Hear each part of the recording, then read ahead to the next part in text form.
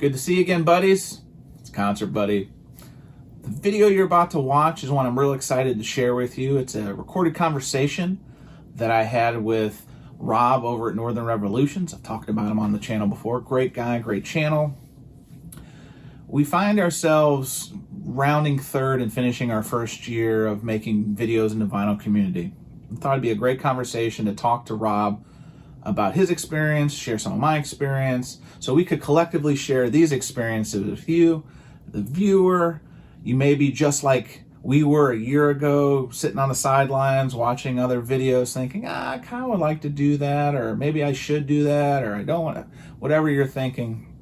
I thought it'd be maybe helpful just sharing our perspectives in case you're thinking about doing this in the coming future. Let's just leave it there. But anyway, I really had a fun chat. It was a long one, so I'm actually going to break this up into two videos. So you're about to watch the first part of the conversation. I really hope you enjoyed. I had a lot of fun making this one and talking with Rob, great guy. And hopefully there's some great information to share with you that you find fruitful, informative, etc. As always, love to hear your feedback in the comments below. Anyway, let's go after the break. Jump right into it. Cue that lever. I'll see you in a second.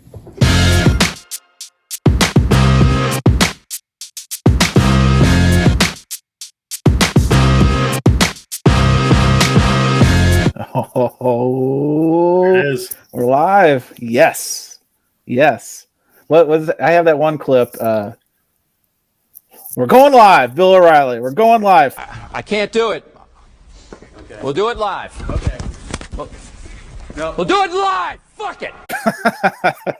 Love that. I know exactly the one you're talking about. Yeah, that Inside Edition one. I'll probably put that one right here. But so Rob, thanks for joining me. I'm glad we finally get to connect. This is so much fun. Finally. Yeah, this is my now. See, you're an old pro. You've been doing the Glenn Callaway.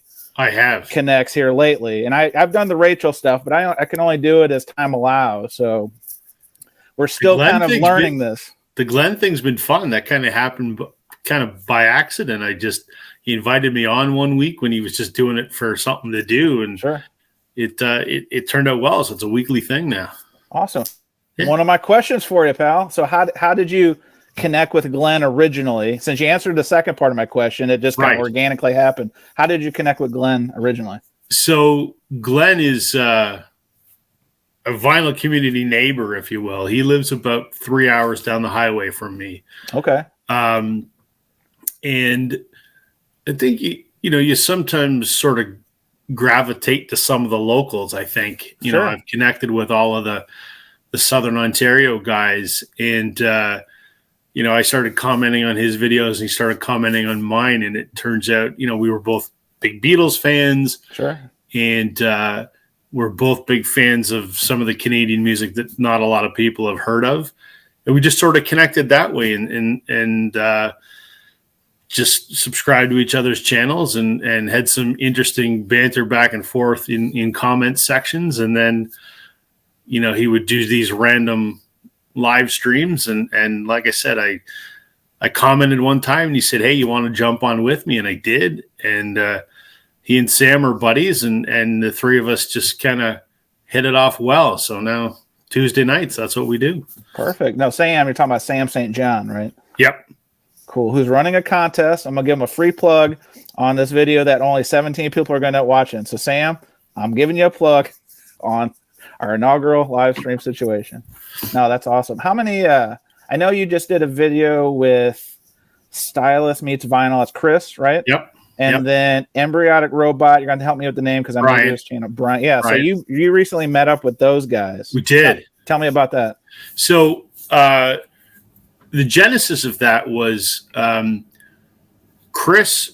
Chris is actually the reason I'm on YouTube. Okay. So I joined YouTube a year ago, like you did last January. I'd been thinking about doing it for a while, and sort of was on the fence about it. My wife said, "Yeah, you should do it." Someone wants to hear about your records. I don't, but somebody does. So I can empathize. Right. My wife does the same, right? I thought about it, and then I didn't do it because I'm like, no one's going to care. There was a Facebook group I was part of called the Ontario Record Collectors, and Chris was as well. And we had commented on each other's posts on there over time. And then one day he put a post on that group saying that he started a Vinyl Community YouTube channel. And I commented saying, I've been thinking about doing this for a while, but I don't know. And he's like, you got to do it. I would totally watch that. So I did. And I think he was probably my first subscriber, and I was probably one of his first. What? Did we just become best friends? Yep. Sure. And so we just, we swapped some VCLT back and forth. He lives about 5 hours from where I live. And, we just kind of became virtual friends that way. And he emailed me, I don't know, about 3 weeks before we got together. And he said, I'm going to be down in Toronto. You want to get together and go record shopping? I'm like, absolutely. And he goes, do you have anyone else that you have email addresses from or whatever? And I said, actually, I'd been talking to Brian, and Brian and I were going to get together. So then we had invited everyone. There's about 8 or 10 guys in Ontario that have Vinyl Community channels. And everybody wanted to, but for various reasons, people were busy or people were sick or whatever. So it only ended up being the 3 of us. But it was a lot of fun, and there will be more of us when we do it next time.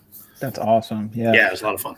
So I'm a terrible host. I just realized I didn't even set the table. So I'm setting this up for failure. So you can edit this. You could edit this back and I can put it back now. Listen, I'm doing the Bill O'Reilly. I'm just going live. So all right. So to level set, guys, buddies, obviously know my channel, or if you run into this video miraculously through YouTube pushing me in the algorithm, Rob here is friendly buddy to the north in Canada. The reason we're connecting, we've connected in Instagram and commenting on each other's videos, but the real origin of this idea was we both, and Rob kind of alluded to it earlier, is we kind of started our YouTube channels about the same time. And I thought it'd be just really interesting to get, because I know how my experience has been, and I thought it'd be really interesting to hear your experience. And so you've already set the table. You've already talked a little bit about how you got into it, and Chris and all that kind of stuff. So that's great. So audience watching this, I'm a terrible host. So take it easy on me. I know you're going to troll me in the comments, beat me up. It's all good. But that is where this kind of talk, and obviously Rob and I have been talking about connecting for a while now. So it was the poo-poo platter, the potpourri of an opportunity. And plus it gives me some skill in trying to, because in my second year, going into year 2, which we'll talk about here a little later, talking like this with other people in the VC is something I'm really excited to do. Kind of what you were talking about with meeting up with other people. That's been one of my favorite things since starting this channel, because I'm in St. Louis, Missouri, in the States, and I already knew a few of the people in the area who are doing that's kind of why I got into it. We'll get into that a little bit. But meeting up with them has been just awesome. Meeting up, obviously, in person and building relationships. And, the record stuff is a nice gateway to entry to meet really great people, as I'm sure you can attest, right? Absolutely. So absolutely. Anyway, that's why we're here, guys. let me turn the table on you. What was the impetus for you doing this? Great question. So I've been under my government name, under my personal YouTube account. I've been watching this YouTube Vinyl Community stuff for probably 5+ years, right? Just off and on. And a lot of folks I'd kind of watch just in passing, because it also was an information gathering tool for me as I was building my collection, right? So there were some channels that really insightful and gave me tips on where to go online and where to, thrifts, record shows, yada, yada, yada, right? So been lurking in the shadows like a big creeper for a while.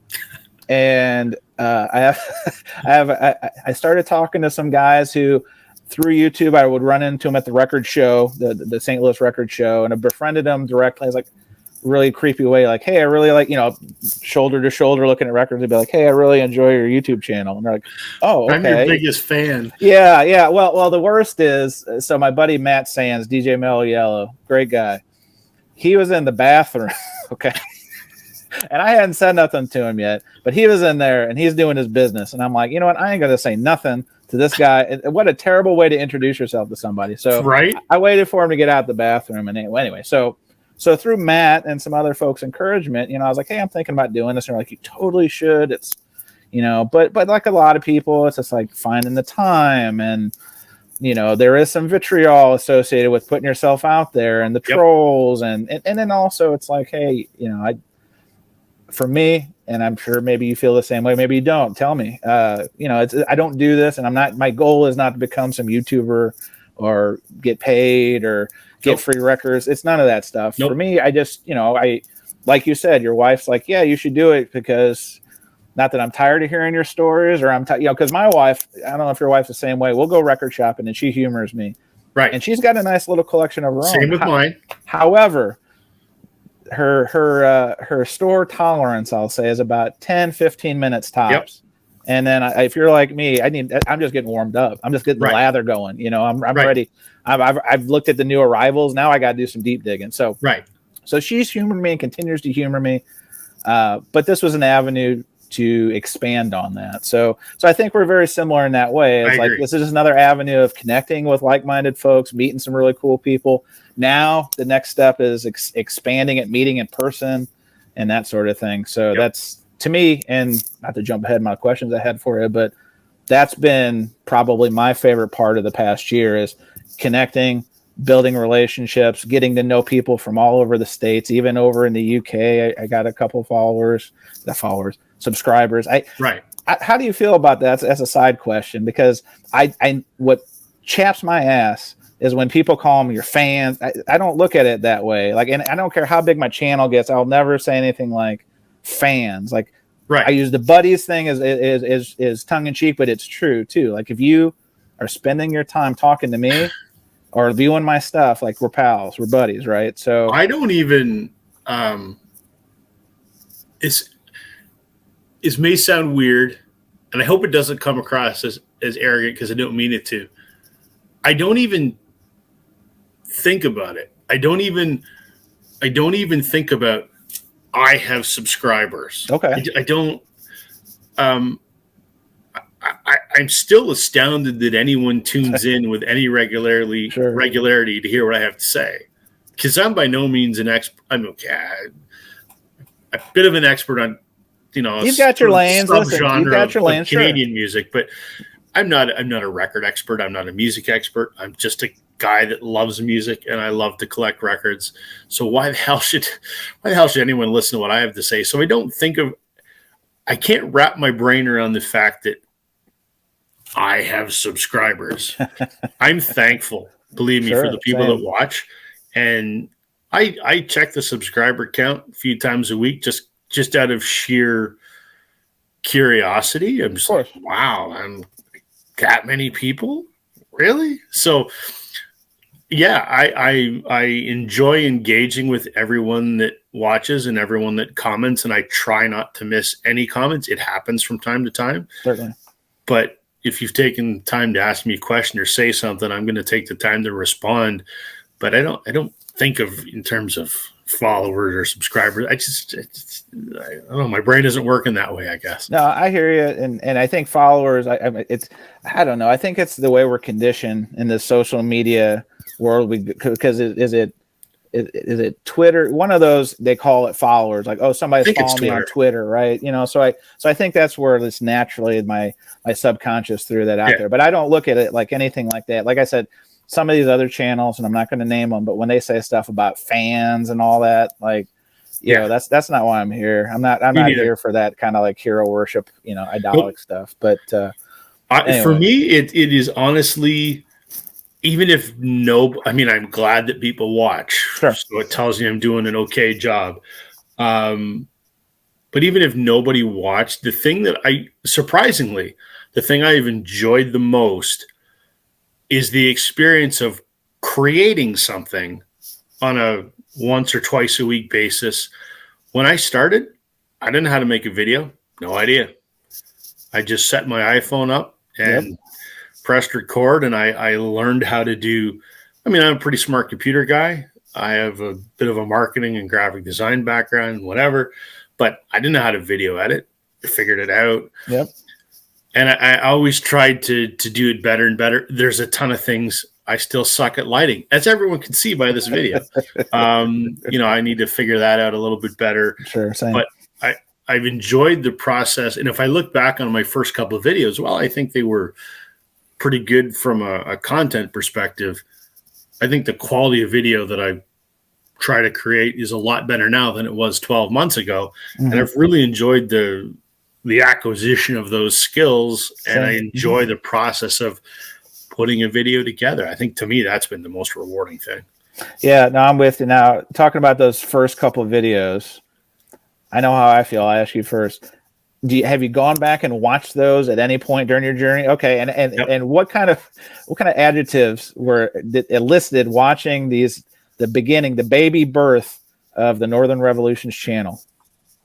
The first one is they were rough. Yeah. Like they were. Yes. I mean, well, I'm saying it for myself. I'm not saying like, yeah, Rob, your channel was rough. No. But they absolutely were. They were very. I mean, my videos are by no means professional. They're as good as I can make them now with the equipment and the knowledge that I currently possess. Yes, sir. Same. But I look back on those and I go, oh man, those are, like I said to myself before I even did my first video, I want to have a name. I want to have a logo. And I had both of those. I'm like, okay, now I'm in business. That's right. Yeah. And I look back at them now, and even my original intro, I was like, oof, not great. But it got the job done. And yeah, I was nervous as hell those first two videos. And I think to myself, what the hell was I nervous about? I'm talking to an iPhone. Like, but I had in my head, there's going to be people watching this. Right. And I don't even think about that now. I just talk to the phone. Not even a thing anymore, but I was nervous as hell. And I remember my second video, which was my room tour, I must have reshot that about 3 times because as I was walking around my room showing things, I was so nervous that I was breathing really heavy, and you could hear it. My wife says to me, she goes, you got to re-record that because it sounds like crap. So I look back on them now and they're terrible. But my first 2 videos, so my room tour and my intro to the vinyl, right, my record journey, whatever I called it, well, they're rough. They are absolutely my 2 most favorite videos. Personally, I love them the most because I really enjoyed the content that was in them.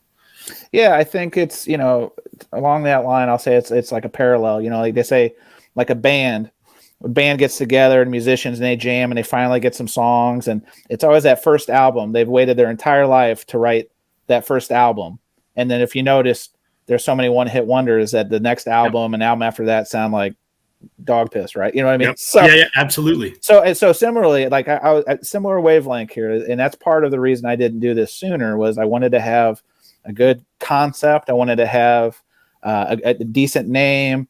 I will say, this is where we vary a little bit. Those first videos, I was like you, I was oddly nervous, which to your point that you're just iPhone, there's no one probably in the room. You would think 10,000 feet step back, this is no big deal. But like you said, like thinking about putting yourself out there to the unknown, one person, 1,000 people, whatever it could be.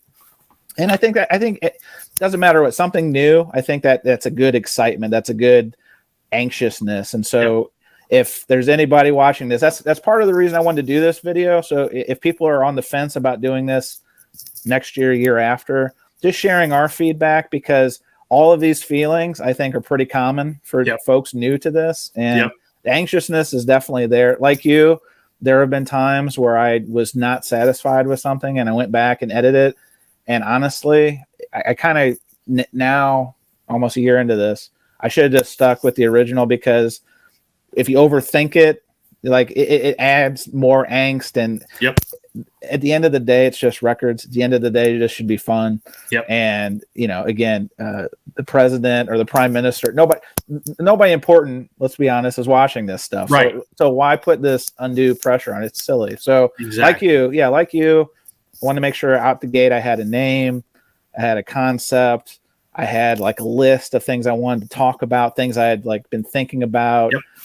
And with me, and maybe you feel the same way, and I've talked to some of my friends in the VC that feel the same way too, is I didn't want to be one of these people who's like chasing trends. Like if you watch his YouTube videos, how to get followers or how to get subscribers or whatever, they're like see what's out there and then copy it. And while I understand the motivation and chasing trends, like that's not what I'm not about, you know what I mean? Like Me neither.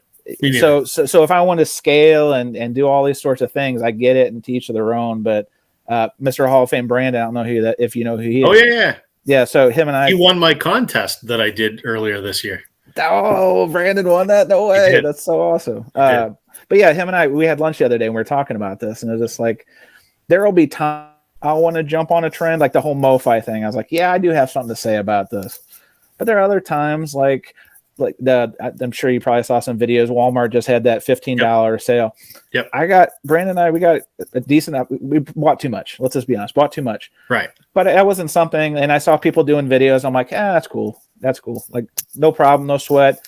And then I saw Aaron Mutha Alamere was telling me, or in this video, he did one of those Walmart videos, and he got like 34,000 views on a video. Oh my God. On that Walmart video. So it just goes to show, like, well, and we'll get into it. You can't get caught up in like comparing yourself to other channels. Nope. But to me, I try to just stay true and not chasing trends unless it's like anything else. Like I have to be inspired or motivated to make the video. Like anybody can go and, hey, I'm going to show you this record, right? That's not the hard part. The hard part is like being authentic with it and being passionate about it one way or another. So yeah, but yeah, like you, concept, name. I mean, even if I've never gone back and watched those first couple of videos, I see the thumbnails and that's enough for the cringe factor.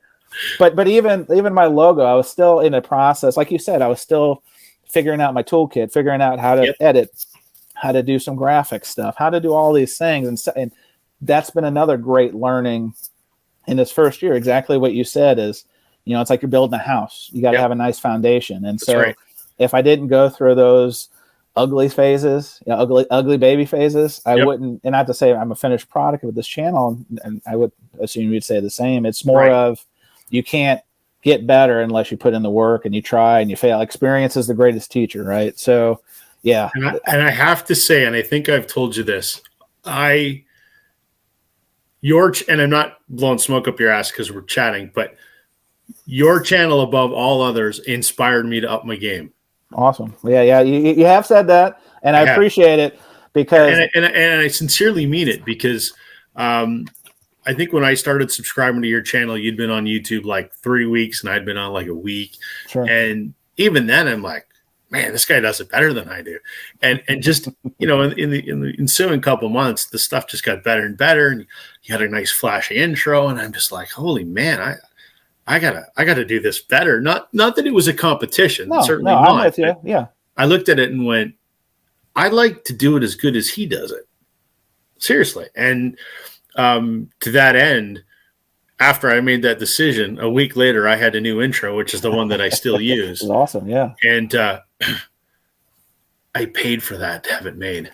Hey, listen, there's nothing wrong with it, because I considered it too. No, I considered it too. But, you know, then I was like, that's a whole nother can of worms. Like, how do you source that? How do you find somebody you can trust? How much is it going to cost? All those kind of things. So I took a gamble on it. I went on Fiverr and I paid someone like $35. And I'm like, if it sucks, I'm only out $35.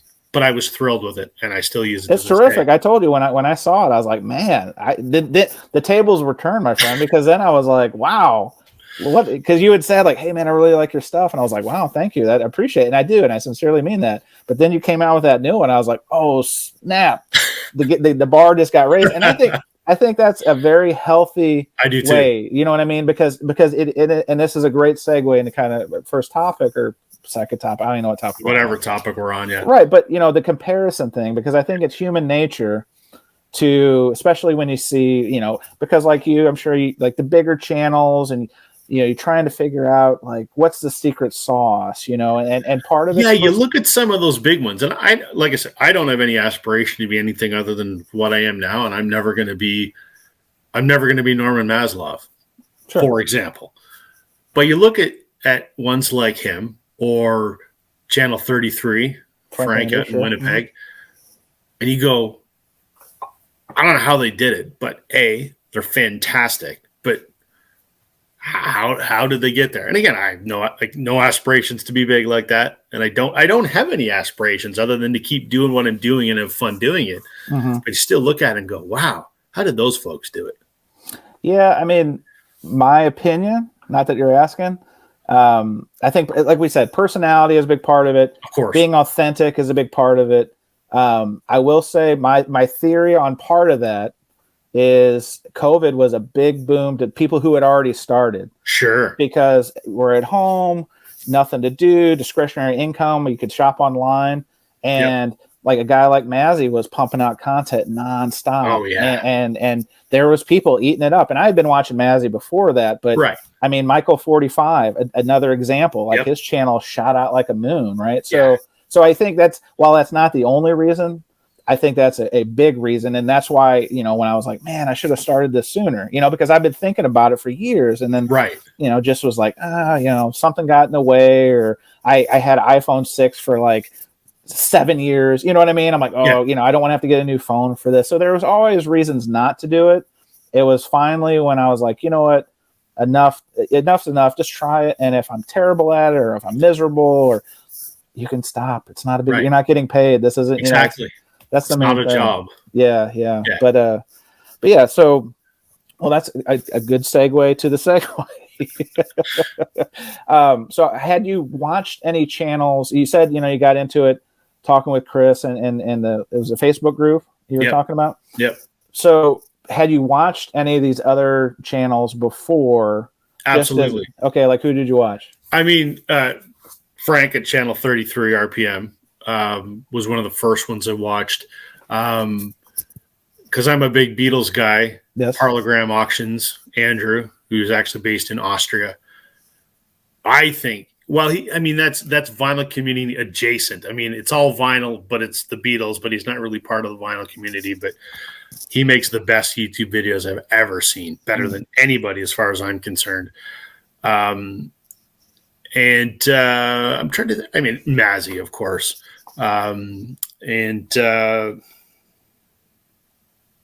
Melinda. Sure. There's a few others. I can't, those are the ones that stick in, the big ones, obviously. Yeah. No, I think that's great. Same thing. I was watching Melinda, Mazzy, Brandon. I'm like, and I thought to myself, I can sit here and talk about records. Again, not that I'm going to be as good as those people. I don't know how to do it. I don't know what the hell a YouTube algorithm was.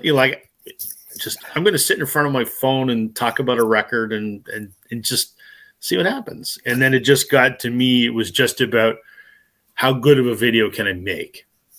And I'm still light years away from what I would like it to be, but we're getting there. Yeah. Well, there's a guy. So I haven't watched the Parlogram. I've heard you talk about him before, but amazing.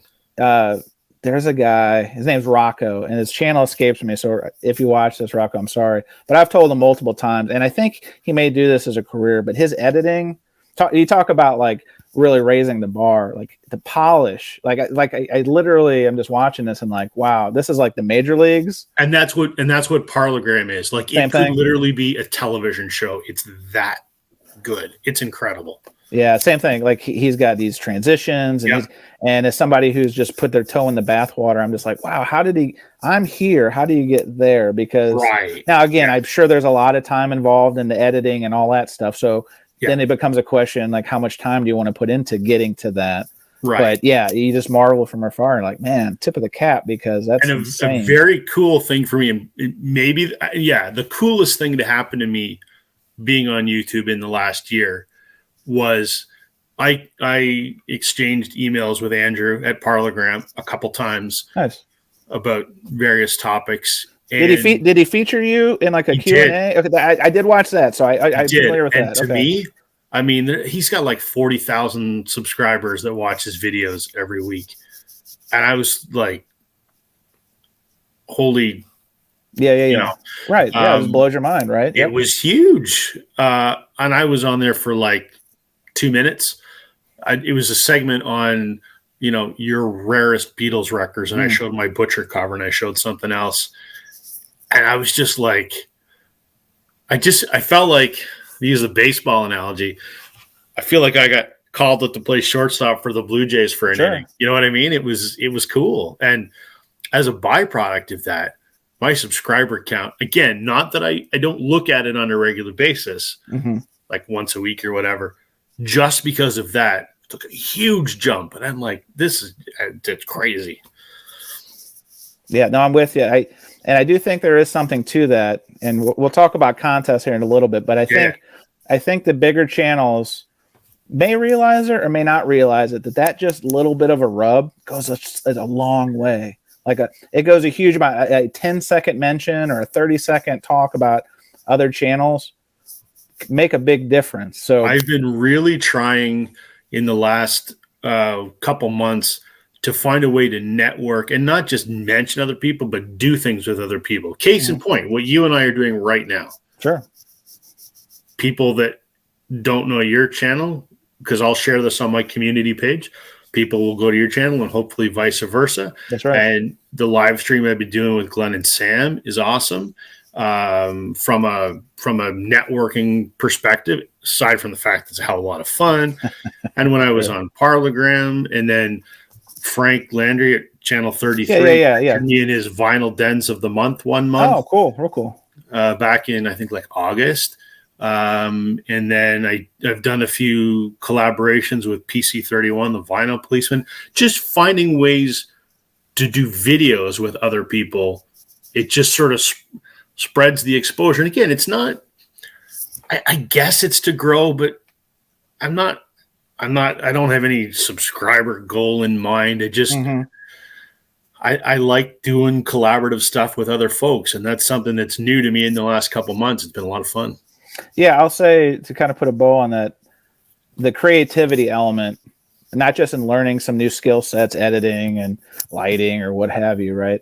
iMovie, but the actual creation part has been a real unlock for me, because the last couple of years I'm like, man, I'm just not really scratching that creative part of my brain. Exactly. It's exactly where I'm at. And so personally, I'm going to be honest, I took some copywriting classes, and I honestly probably don't even leverage those as much as I should for my titles and all that stuff. But I was just like, man, I wanted to scratch that creative itch.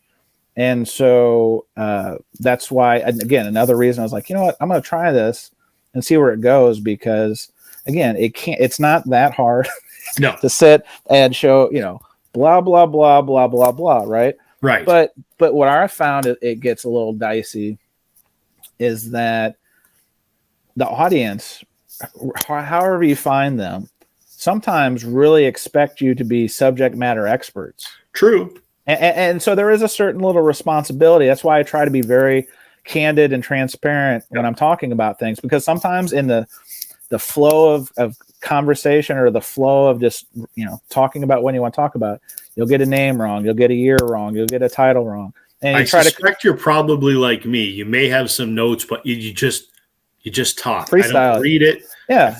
But absolutely. Me, that's the most organic way of doing it. And you can correct a lot of that in post-production or editing or what have you. Yep. Right. But I'll tell you what, there are some folks out there that really will, I wouldn't even say hold your feet to the fire. Like, a mistake is one thing, but they really will get on you if you get something wrong. And I was not prepared for that. I honestly wasn't, because, especially if you get just a little minute detail, to me, to you, to Logic, Larry, not a big deal. Right. But to some of these people, they're like sharks, So yes. I don't know. Great transition to this. So I'm talking of a place of having my first troll. Have you had your first troll yet? See, you're too nice. The Canadians, I have a theory. You guys are just too nice. You guys don't have the vitriol we have in the States, because the trolling situation is, I had to talk to Brandon about. Brandon gave me some good advice on it months ago, but I got something wrong. I went months ago. I did a video, I think it was in the spring, about the record store day list. And as I'm prone to do, and I'm flying from the hip, I make one of my jokes. And listen, jokes are going to hit, miss. Right. Hopefully don't offend people, but that's just how I express myself. And they were going to have that Taylor Swift 7-inch single. Right. And I just I wish I had it. I'm a Swiftie. Well, I've got some Swift. Yeah. So it wasn't something I have a lot of Taylor Swift. I have some too. Actually, I think I have most of it. But side note.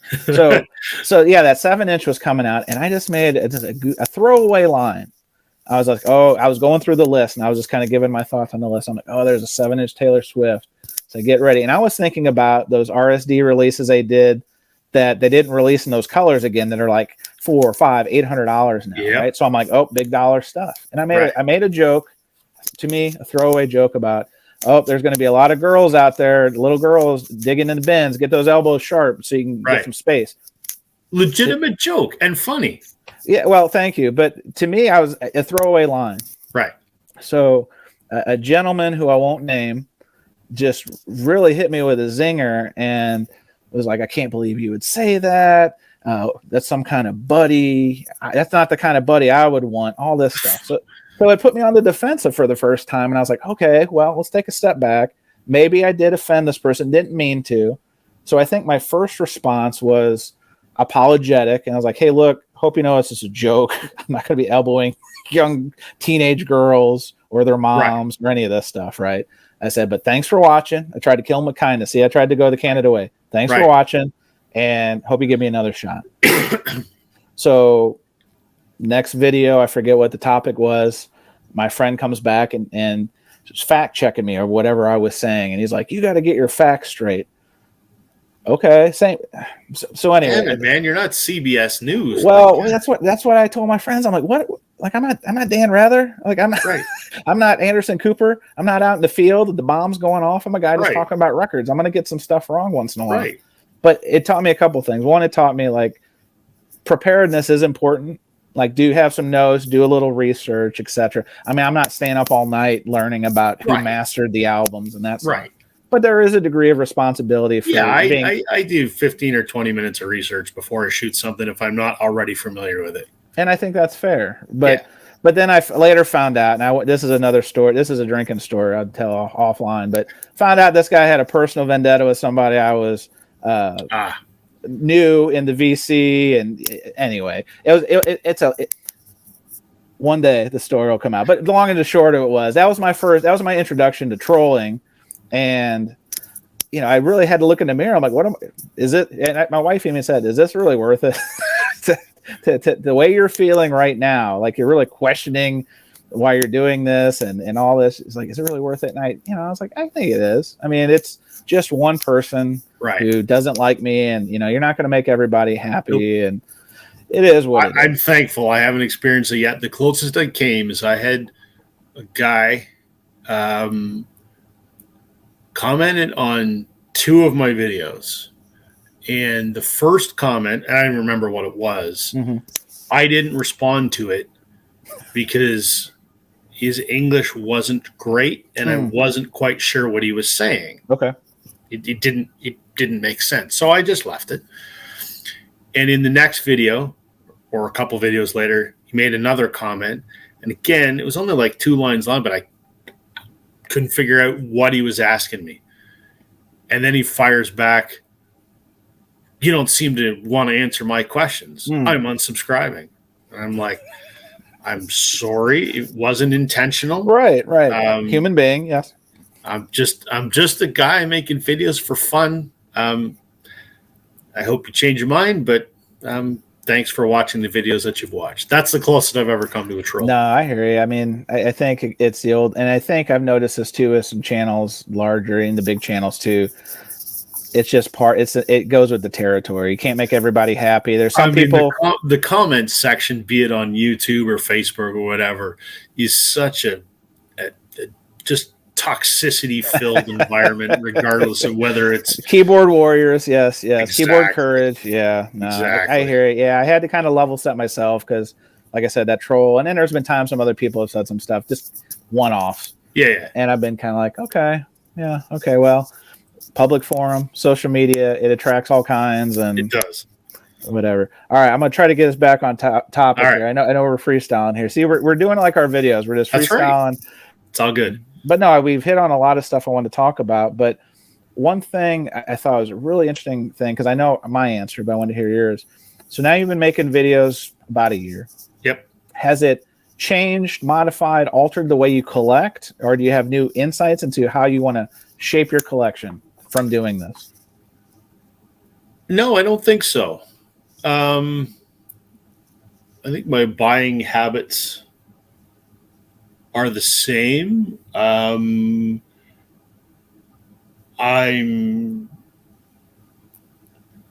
That's a good question. No, I don't. I mean, there's some new music I've discovered as a result of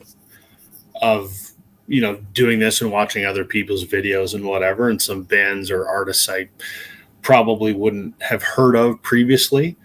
But no, I don't think it hasn't changed the way I collect. It hasn't changed what I collect. I still sort of collect the same things. I did find for a very brief time back in the fall that I was buying, mind you, there was a lot of stuff I wanted, but I was buying records a little faster than I would have in the past. And I found myself kind of, I got to spin this so that I can get it into Discogs and get it in my stack. And after a couple of weeks, I was like, wait a minute, that's not why I buy records. That's right. It's about listening to the music. And I realized I pulled those records back out and I've listened to them many times since then. But I just sort of, for a very brief time, got caught up in the acquisition rather than the enjoyment. No, that's perfect. I mean, I think guilty as charged there too. I've noticed there have been records that I've purchased through, and it was this way probably to a lesser scale before I was making videos, but somebody recommends a record, a box set, whatever. And instead of doing my due diligence, if it's somebody I trust or enjoy their channel, I'm like, yeah, I'll take a flyer on it. And fortunately, like financially, like in a very blessed state. So it's not like, I'm like, rolling change or anything, but right. In hindsight, exactly what you're talking about, would I have bought some of these records had I done my normal process before? Maybe not. I think the only thing maybe that has changed slightly is I realized how little I know about music. Oh, yes. I thought I knew a lot. That's right. Yeah. And I do about a certain segment. Catch your lanes. That's right. Mm-hmm. Right. And so as a result of that, I'm like, I need to broaden my horizons a little bit. And I've acquired some stuff that I might not have a year ago. I'm not going out and buying any heavy metal because it's not my thing. But there's just stuff that I'm like, I really should look into that artist, or I should pick up something by them, and I'll find one of their records in the $5 bin, and I'm like, I know I need to listen to that person. So, case in point, probably get crucified in the comments, I've never been a fan of Bruce Springsteen. I feel shocked. Don't like him. Where is it? Where do I end the chat? I get it. No, I'm with you. Just like, listen, I respect him tremendously. Sure. But I think his more recent stuff, his voice to me, it's a little bit grating. But I hear everyone else talk about how damn good he is. Mm-hmm. And I said to myself, I'm doing myself a disservice by just having this opinion, having only heard a fraction of his catalog. So I picked up a few of his albums, used $5 bin or whatever, and I've enjoyed them. So, and it's been that way with a few things. So I realized how little I know about music. No, it's the truth. I mean, there are some people out there who, like, I made the joke on a live stream with Mazzy once. I'm like, Mazzy, you've forgotten more music stuff than I know. And that's the truth. I say the same about Brian over at Embryotic Robot. And I've told him this to his face. Brian, you're an encyclopedia, man. You have forgotten more than I'll ever know. Yeah, and it's great. And he's modest. He's like, no. And I'm like, Brian, man, I'm impressed. Yeah, I mean, all I can do is, it's not something like, again, I'm exactly what you said. Like, I thought I knew some stuff, and then I started doing this, and I started watching other channels, and it's just amazing. Like Patrick, the Vinyl Archivist. Yep. Whew. Can be salty sometimes, but he's smart as a. Oh yeah. he is a subject matter expert, and I really admire that about him. Even Wax he's a salty guy too at times. Yep. But he is really like hustles. You know what I mean? So it's interesting that you said that, because like Bruce is a great example. There are things that I've tried that just haven't agreed with me. It's like food, right? Like, okay, right. I'll try anything. Well, I'll try most things once. Right. And if it just doesn't stick, it doesn't stick. But I will say, and maybe you've noticed this too, that there is an air sometimes of, I wouldn't say inferiority, superiority, but there are definitely some very heavy opinions about certain things. Whereas I just try to approach it as like, that's just not for me. It's not my cup of coffee. It's not. Whereas some other folks, especially as you kind of go on these live streams and really see a different cross section of people, some people are like, I can't believe you're terrible for liking that. And there is a certain element of elitism, isn't the right word, but there's snobbiness or whatever. Listen, all the people are wonderful, but there's certain music that if you like, it's almost like you lose some credibility. Sure, you know? Sure. And so to that point, I make a point of saying unabashedly, I love the Spice Girls. If you don't like it, too damn bad. Make fun of me, knock yourself out. Sure. You know, I remember on my room tour video, which is my second video that I made, as I'm walking around my room and I'm pointing at albums on my wall, that is an autographed Taylor Swift record right there. And I said in the video, yeah, I have an autographed Taylor Swift CD. Laugh at me. I really don't care. You know, but there's an element of, you know, well, you shouldn't like that because that's crap. Well, it's crap to you, but it's not crap to somebody else. All right, buddies, that's the end of the first part of this conversation. What have you thought so far? Let me know in the comments below. Again, I had a lot of fun doing this, so I would love to hear your feedback. It's my first time doing one of these shared interview spaces. I was learning how to use the setup and all that kind of stuff, so be kind, be gentle. Anyway, this is the end of part one. Part two will be coming out here just in a couple days, so look for that. Like, subscribe, hit the notification if it's really important to you. It's important to me, so hopefully you find it fruitful as well. Anyway, I'll talk to you soon, buddies. Have a great weekend. See ya. Well, well, well. How the turntables... Well, we out of time.